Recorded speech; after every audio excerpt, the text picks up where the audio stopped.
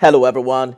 The count is on. It's now day 42 of Bola Tinubu's presidency, and we are keeping tabs on activities and developments in his first 100 days in office. Thanks for joining us on the program. I am Nifebi Oguntoye. You can join the conversation now on Twitter. Let's have your feedback on the first few weeks of the Bola Tinubu presidency. The question is, what's your assessment of President Tinubu's 1 month in office? Remember to use the hashtag first 100 days, tag at TVC News NG and at Nifemi Oguntoye, and we'll be taking your tweets later on the show. Now, President Tinubu has departed Guinea Bissau, where he met heads of government at the 63rd ordinary session of the Authority of ECOWAS. He's expected back into the country today.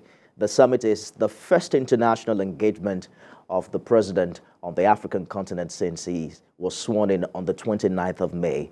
And guess what? He's returning to Nigeria as the chairman of ECOWAS. Shortly after emerging chair, President Tinubu says he's worried about military takeovers in the sub-region that truncate democratic governance.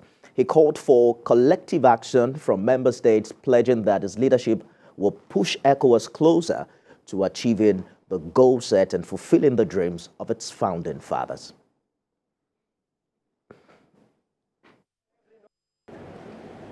We will work collectively to pursue inclusive economic integration of West Africa, which result in warning to exploiters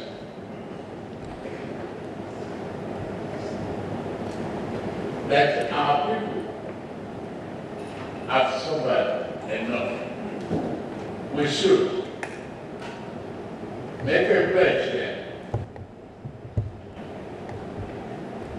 that in furtherance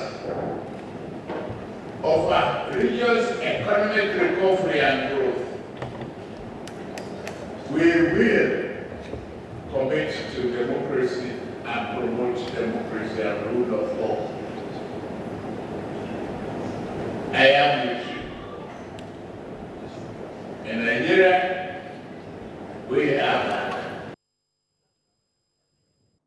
All right, Nigeria, we are back. We're going to get back to the president's speech, his inaugural speech as chair of ECOWAS shortly. But let's turn our attention now to the presidential villa, where our State House correspondent Femi Akonde is standing by.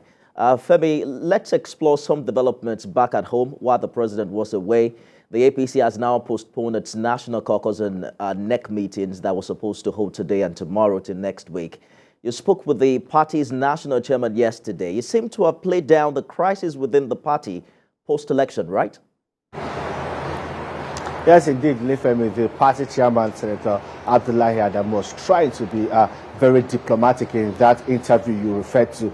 You know, he denied any rancor within the All Progressives Congress. But, you know, people watching from outside can tell that indeed it appears all is not well in the APC. And some people have been speculating that there are also some forces against the national chairman who are working to ensure that he's removed as the chairman. What some of the perceived sins, I should say, of Senator Abdullahi Adamu predates the administration of Bola Ahmed Tinubu during the campaign leading to the victory on the ballot, and even how after he emerged as the chairman of the party, a lot has happened within that short period of time. And what the party is also grappling with now is trying to manage the success it got at the polls. And there are also speculations about his relationship with the president. I particularly asked him if indeed there's a frustrating relationship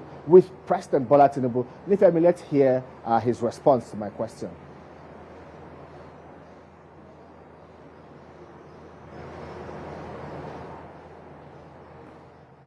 Well, Femi, we probably will have to wait for that particular clip from your conversation with the national chairman.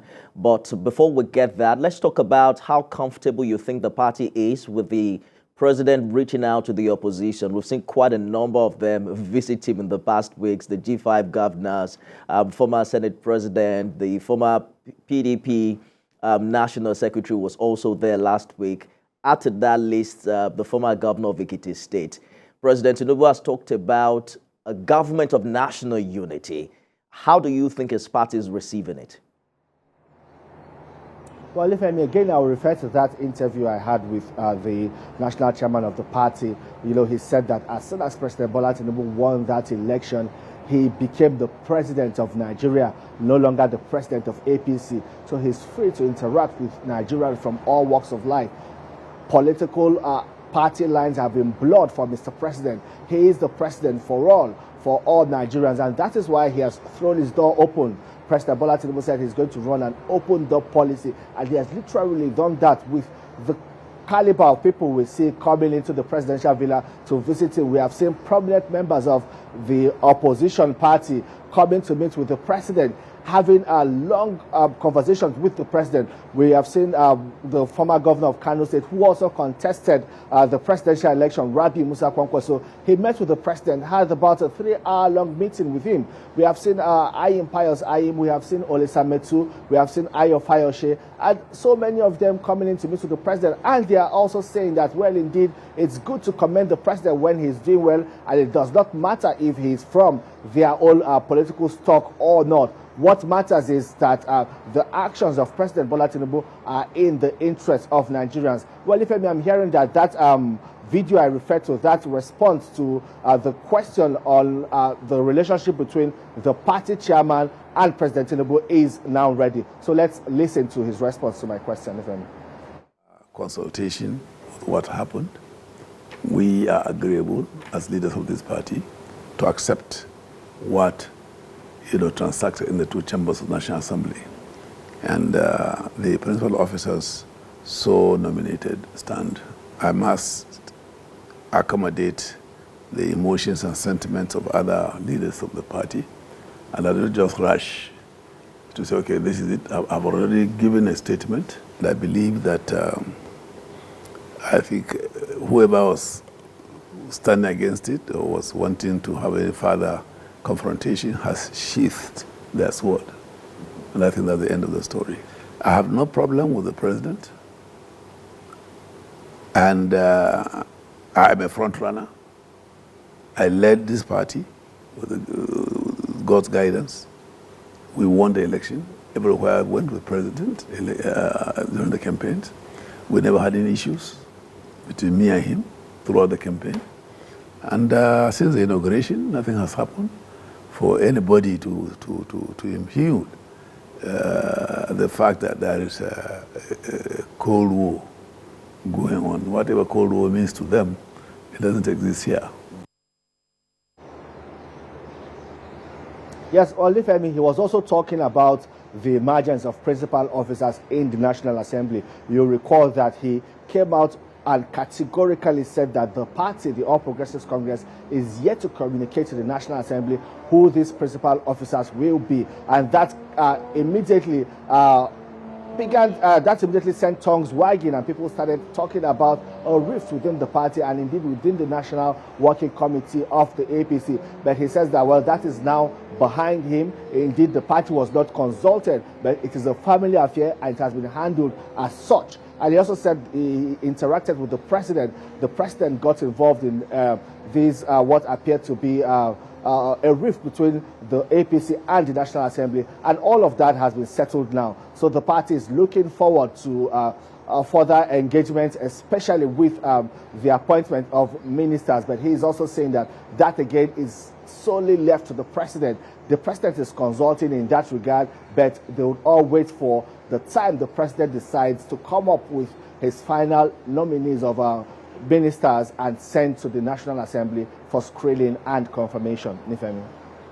All right, so some off-season governorship elections are due later in the year. We'll see how the APC can consolidate on its victory during the presidential election. Femi Akonde live for us in Abuja. Member countries of ECOWAS have now congratulated Nigeria for the successful conduct of the country's election that led to the emergence of President Bola Tinubu. The president of Guinea Bissau, Umaru Embalo, commended Nigeria for the sustenance of peace and strengthening of democracy in the West African region. He also said the situation in Mali, the Republic of Guinea, and Burkina Faso with regards to the prolongation of the transition period represents a regression of the values of democratic rule of law adopted by member states through the supplementary protocol on democracy as well as good governance. He insists that the return of democracy in the three countries is significant in the search for political stability in the sub-region. I would like, therefore, to welcome President Tinubu to his first meeting of the ECOWAS Authority. On behalf of the community institutions, I would like to extend our felicitation and best wishes in piloting the affairs of Africa's biggest economy and the largest country, the Federal Republic of Nigeria. To warmly congratulate our brothers President Ahmed Bola Tinubu of Nigeria and Julius Maada Bio of Sierra Leone on the election and their election, respectively, to the supreme magistracy of their country, and to wish them great success and considering the fact of these two great brothers people. For more on this development, I'm joined by publisher Inside Watch Africa, Oluwaseyi Adeyemo. I'm also joined by Honorable Frederick Opare Ansah, who is a Ghanaian politician. He was a former ECOWAS Parliament member. Gentlemen, thank you for joining us on the program. Let's begin from Ghana. So you were a member of the ECOWAS Parliament, and we understand that the chairmanship position is held by one of the heads of government on a rotational basis of 1 year. What I need you to explain to us, however, is how do they choose the chairman? Because the Nigerian president was chair only 5 years ago, and there are about 15 members in that community. Thank you very much, and let me once again congratulate Nigeria on your elections in February.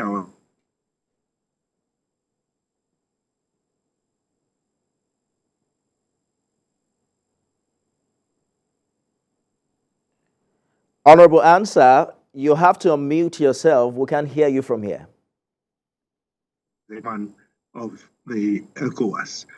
Indeed, the rotational nature of the chairmanship of the heads of Authority of ECOWAS, the summit, is not like the rotational nature of the speakership of the parliament, where it goes through an alphabetical rotation.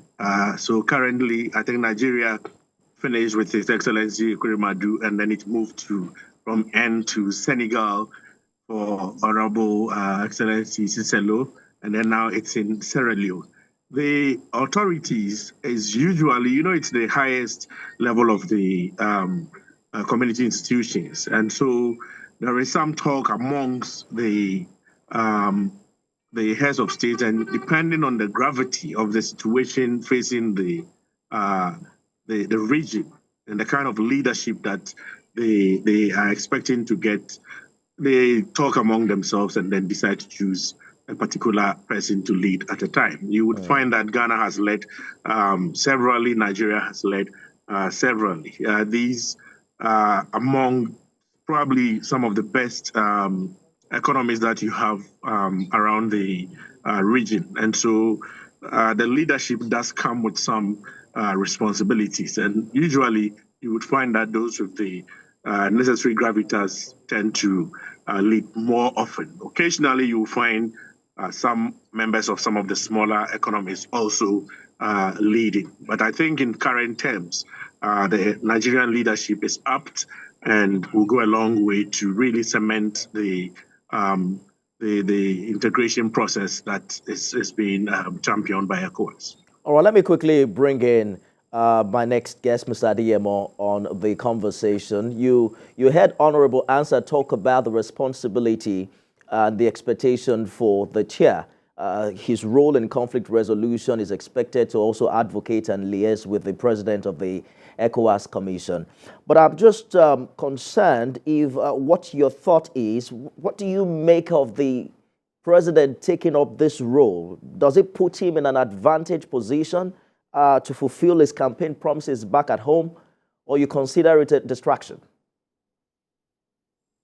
First of all, I would also like to congratulate Nigeria and the president for this election. The truth of the matter is, whether he likes it or not, because when Nigeria and our size economically and politically consistently and continuously will be called upon to lead organizations as this.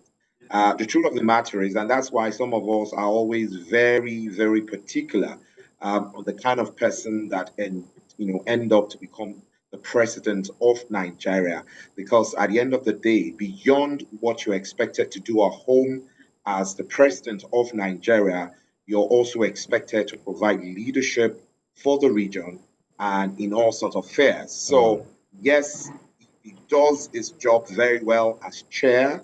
He would naturally add to his wins or to his gains as being the president of Nigeria, because the expectation is, as a country, the people expect us to provide leadership for the rest of Africa. I mean, a lot of things are, have been thrust on our shoulders regards economy and political strength, and you can't have that. It's like being the elder brother in the house. Whether you like it or not, you must brace up to occupy the leadership role. So it will not eventually have any negative impact on his political declarations or on the things he promised that he was going to deliver as to Nigerians when he was campaigning. We're counting on that. Honorable Answer, the new chair is talking tough about the need to put an end to the incessant coup in the sub-region. There's been 7 of them in the past 4 years, 5 successful, 2 failed. I'm wondering what you think about ECOWAS's response in this regard. Well, even that goes to the heart of the matter that you raised with the previous speaker about whether his responsibilities will, in ECOWAS, will distract him from his home responsibilities or not. And he gave an apt response. Nigeria is a big brother in the region. You think if there is strife in Ghana tomorrow, where will I be heading? I'll be heading straight to Niger. It's my next home. And it is true for a lot more people in the region. So it is important that as the head of state of Nigeria, when you have the opportunity to lead ECOWAS, you ensure that there is peace and stability in the entire region. Because any little problem anywhere, Nigeria will be the first port of call for all of us as a safe haven. Indeed, his call on the nations to respect democratically elected governments and for cessation of coup d'etats is apt. But it also calls on ECOWAS to do a little more in terms of the guarding against the intrusion at the Sahelian region in respect of the proliferation of small arms into the sub-region. Because of what has happened up north in Africa, especially what happened in Libya, a lot of small arms found its ways into our sub-region. And that has been part of the causes of the destabilization of several governments. We will also need to support each other so that the economies of some of the most deprived nations within the sub-region also come up a little better. Food security is very important. When the people are happy, when the people feel comfortable, you will see that there is generally no appetite for disruptions of democratically elected governments.